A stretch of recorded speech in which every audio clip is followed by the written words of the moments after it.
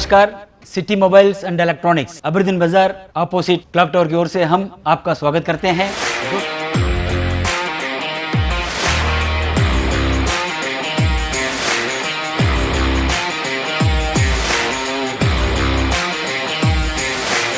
जब अगर आपको टीवी खरीदना है या अगर आपको मोबाइल खरीदना है या अगर आपको कोई भी एक्सेसरीज खरीदना है तो जरूर आप याद रखिएगा city mobiles and electronics Aberdeen बाजार।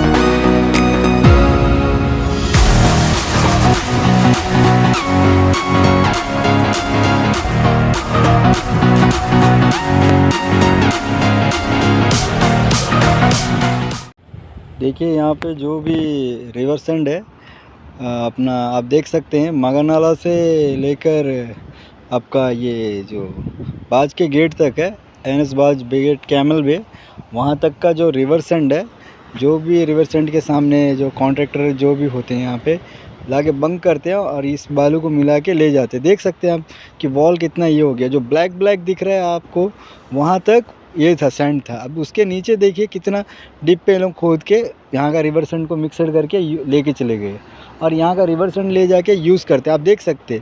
और ये कभी भी यहाँ पे एक्सरीज मैन और बाज का जो रनवे है उसको कभी भी नुकसान पहुँचा सकता है।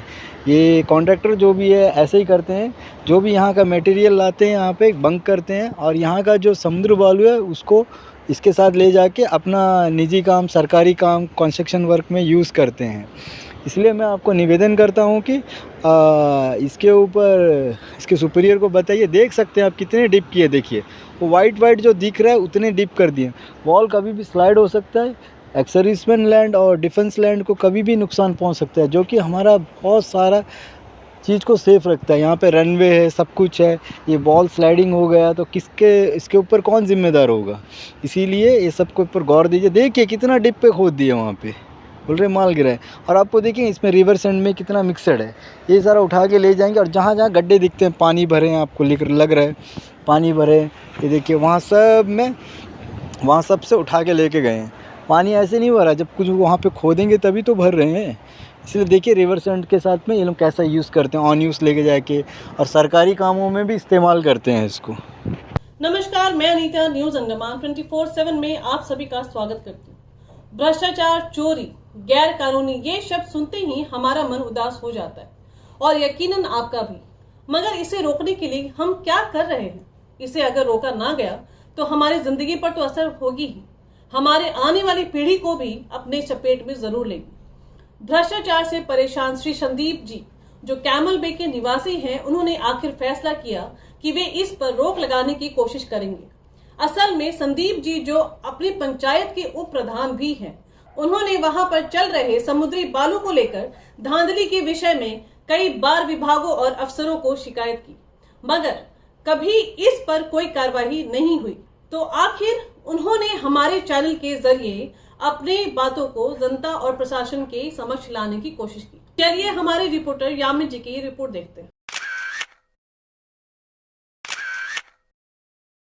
न्यूज़ अंडमान 24/7 में आप सभी का स्वागत करता हूं। आज हम कैम्बल बे के बारे में बात करेंगे। जिस तरीके से आए दिन हम लोग करप्शन के बारे में बहुत सारी घटनाएं देखते हैं, सुनते हैं सोशल मीडिया में, आज हम कैम्बल बे में चल रहे एक बहुत बड़े करप्शन घोटाले के बारे में बात करेंगे। देखिए, हम सपना देखते हैं, हमारा प्रधानमंत्री श्री नरेंद्र मोदी जी सपना देखते हैं कि पोर्ट ब्लेयर को स्मार्ट सिटी बनाना है, बेहतर से बेहतर सुविधाएं देनी है, लोगों को हर तकलीफों से निकाल कर उन्हें बेहतर जिंदगी मुहैया करानी है। इन सब चीज़ें के लिए ज़रूरी है कि हमारे जो कार्यालय होते हैं वहाँ पे करप्शन ना हो, क्योंकि अगर करप्शन होगा तो ख़ासकर जो गरीब तबके के लोग हैं उन लोगों को अपने जीवन व्यापन करने में बहुत तकलीफ़ें आएंगी। वहीं अगर हमारे सरकार के तरफ से दी जाने वाली जो भी फैसिलिटीज़ है उसका दुरुपयोग अगर होता है तो इसका जो असर होता है वो सीधे सीधे जनता को ही होता है। ऐसी कई सारे मुद्दे हैं हमारे अंडमान द्वीपों में भी, अंडमान निकोबार के द्वीपों में भी, जहां पर बहुत करप्शंस चलते हैं। मैं आपको बताना चाहूँगा कि कैम्बल बे से संदीप कल्याण जी ने हमसे संपर्क किया और हमें बताया कि वे हमसे बात करना चाहते हैं और बताना चाहते हैं कि कैम्बल बे अंडमान निकोबार का सबसे दक्षिण क्षेत्र में पड़ता है, वहाँ पर भी बहुत हाई लेवल का करप्शन चल रहा है। और वो पूरा मामला क्या है उसके लिए हम सीधे संदीप जी से बात करेंगे और आप सबको सुनाएंगे कि वो हमारे दर्शकों को किस करप्शन के बारे में बताना चाहते हैं। संदीप जी नमस्कार। नमस्कार। संदीप जी, हम तो पहली बात आपको धन्यवाद करना चाहते हैं कि आपने जो करप्शन है, भ्रष्टाचार है, उसको लेकर उजागर करने के लिए आप सामने आए हो और हमारे दर्शकों को, हमारे द्वीपों के जनता को बताना चाहते हो। तो हम जानना चाहेंगे कि आप किस विषय पे बात करना चाह रहे हो। सबसे पहले तो मैं अपना इंट्रोडक्शन दे देता हूँ। मैं anti corruption bureau of India trust state president Andaman Nicobar island में नियुक्त हूँ। मैं आपको ये बताना चाहता हूँ कि कुछ वहाँ के लोकल कॉन्ट्रैक्टर्स जो पोडलर से पोलराइज सैंड, रिवर सैंड और 20 mm एग्रीगेट, 40 mm एग्रीगेट, ये मगरनाला से लेके INS बाज का जो एयरपोर्ट है, एयरपोर्ट से एक मात्र 100 मीटर दूर है सी शोर। तो ये लोग जो है वहाँ पर मटेरियल लेके आके डालते हैं और सी सैंड जो है अंडमान निकोबार में टोटली बैन है। सी सैंड निकालना? जी, सी सैंड एकदम बैन है। बिल्कुल। तो ये लोग JCB और इटाची से दोनों को मिक्स करके दिन दहाड़े बालू का खनन कर रहे हैं। बस्ता में आधा रिवर सैंड, आधा सी सैंड ऐसा भर के भी ले जा रहे हैं। पूछने वाला कोई नहीं है। पहले सीवाल हुआ करता था, सीवाल के टॉप से एक 30 सेंटी नीचे तक सी सैंड हुआ करता था। आज सीवाल मतलब बालू खनन कर करके आज सीवाल का बॉटम तक खोखला हो गया है। और महज एक 100 मीटर में INS बाज का एयरपोर्ट है। अगर एक छोटा सा भी सुनामी आया तो आज पूरा ग्रेट निकोबार आइलैंड उसी एयरपोर्ट पे निर्भर है। हेली भी उसी में आ रहा है और डोनियर का सुविधा भी हमें वही एयरपोर्ट से मिल रहा है। और इसी सी शोर के सामने एक्स-सर्विसमैन सेटलर का काफ़ी ज़मीन है और यहाँ से ऐसा अगर खनन करते रहेंगे अगर एक छोटा सा भी सुनामी आया तो एयरपोर्ट और हमारे एक्स-सर्विसमैन का ज़मीन बचेगा नहीं। और आने वाले समय में ये खतरा मुझे तो नज़र आ रहा है। और मैंने कई बार फॉरेस्ट ऑफिशियल से कंप्लेंट भी किया, सोशल मीडिया में भी मैंने इसको वायरल किया, मगर इसके ऊपर कोई एक्शन नहीं हुआ। और फॉरेस्ट डिपार्टमेंट को मैंने कई बार बोला कि एक स्टाफ वहाँ पर डिपोट करो, लेकिन किसी ने नहीं किया। कहते हैं आप पुलिस के पास जाइए, पुलिस कंप्लेंट करिए। तो अब पुलिस का काम तो ये है नहीं। तो अभी मैंने हाल ही में CS साहब को भी अभी एक चिट्ठी दिया है इसके खनन के बारे में। CS साहब का 9 तारीख को शायद कैम्बल में विज़िट है, देखते हैं क्या एक्शन होता है। अगर इसके बाद भी नहीं होता है फिर मैं आपसे फिर दोबारा कांटेक्ट करूंगा और अपना बात आपके पास ज़रूर दोबारा रखूँगा। संदीप जी, आपके पास ऐसा कोई सबूत है जिससे पता चले कि वहाँ पे लोग जो है बालू निकाल रहे हैं, समुद्री बालू निकाल रहे हैं? पूरा कैम्बल वे जानता है। आप पूरा कैम्बल मगरनाला एरिया से लेके आप गोविंद नगर के किसी को भी पूछिए, आपको नाम के साथ बताएंगे कि कौन कौन यहाँ से मिक्स करके लेके जा रहा है। तो वहाँ पे पुलिस इसको रोकने के लिए कुछ नहीं करती है? कोई एक्शन नहीं होता है, क्योंकि ये लोकल पॉलिटिशियन है और इनका दबदबा है, पोस्ट में है, तो पुलिस भी उनका ही सुनती है और फॉरेस्ट डिपार्टमेंट भी इनका ही सुनता है।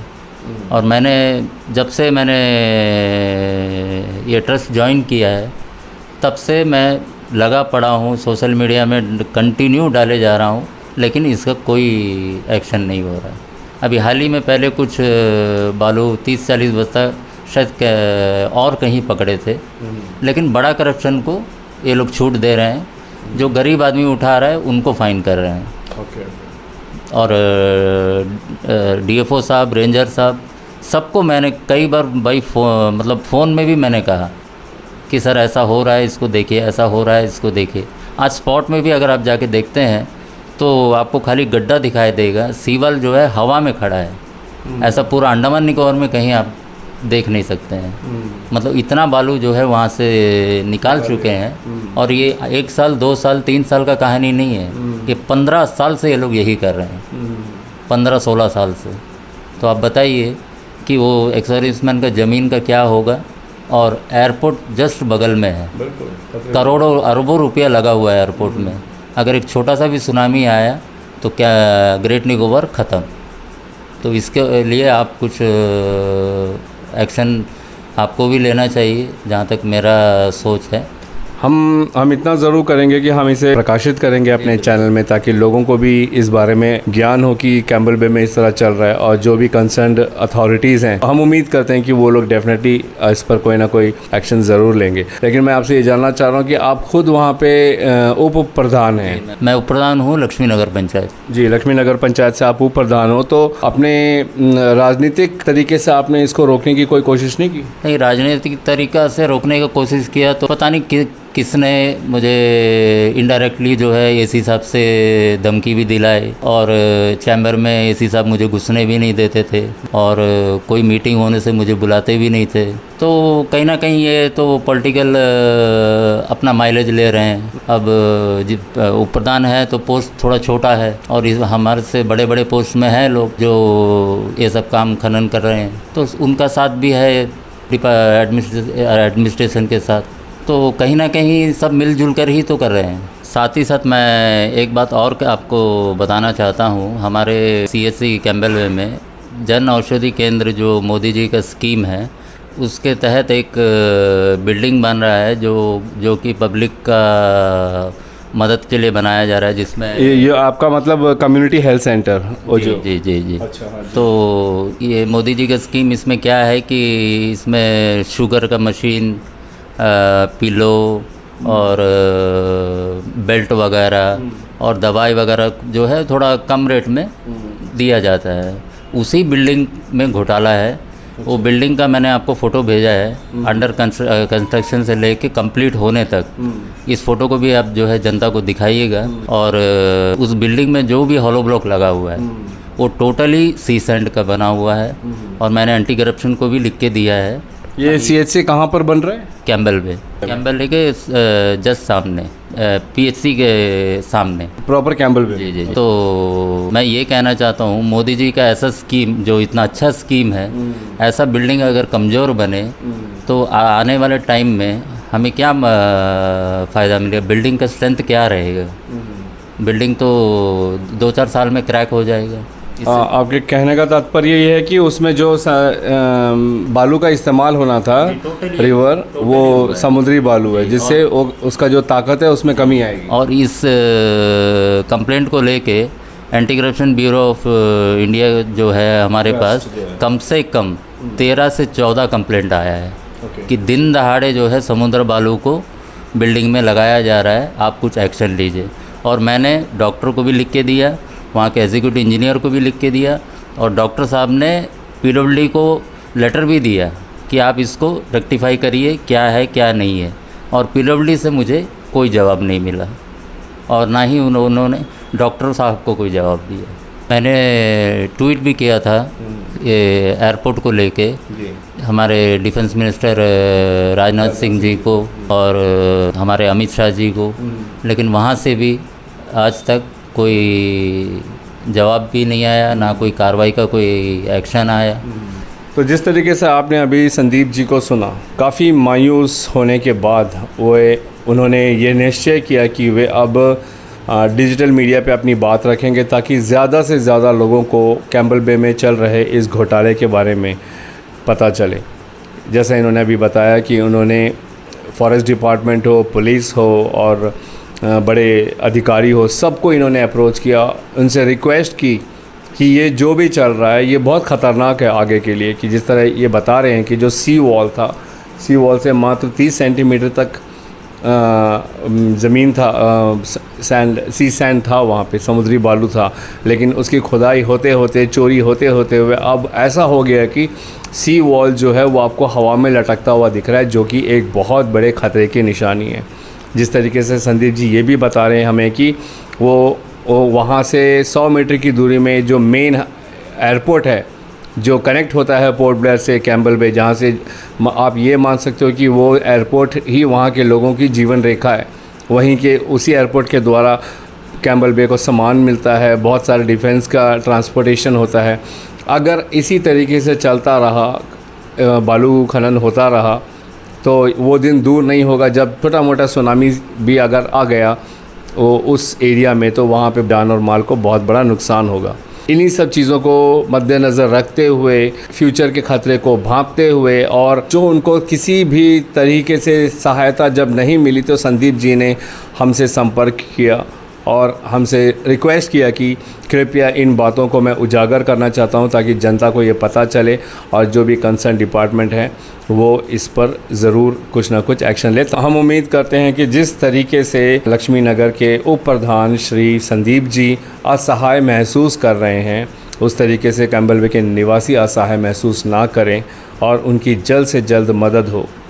हमारा प्रशासन और हमारे जो भी कंसर्न अथॉरिटीज़ है, डिपार्टमेंट है, वो इस पर ज़रूर कुछ ना कुछ एक्शन ले और ये जो भी बालू खनन चल रहा है वहाँ पे गैर कानूनी तरीके से इनको रोका जाए और इन पर कड़ी से कड़ी एक्शन लिया जाए जो भी गलत तरीके से यहाँ पे हस्तक्षेप कर रहे हैं। कैमरा पर्सन शाहरुख के साथ मैं यामीन, न्यूज़ अंडमान 24/7। नमस्कार। तो जैसा आपने श्री संदीप जी को देखा व सुना, किस तरह परेशान होकर अपनी सारी बातें, शिकायतें हम सबसे साझा की। हम उम्मीद करते हैं कि हमारी प्रशासन इनकी बातों पर गौर करेगी और जो भी भ्रष्टाचार कैम्बल बे में समुद्री बालू को लेकर चल रही है उसे जल्द से जल्द बंद कराएगी और गुनाहगारों को उचित सजा देगी। अगर आपको हमारा यह एपिसोड पसंद आए तो कृपया लाइक, शेयर और सब्सक्राइब जरूर करें और कमेंट सेक्शन में अपनी राय देना ना भूलें। इसी के साथ मैं अनीता, न्यूज अंडमान 24/7 से आज के इस कड़ी से विदा लेती हूँ। नमस्कार।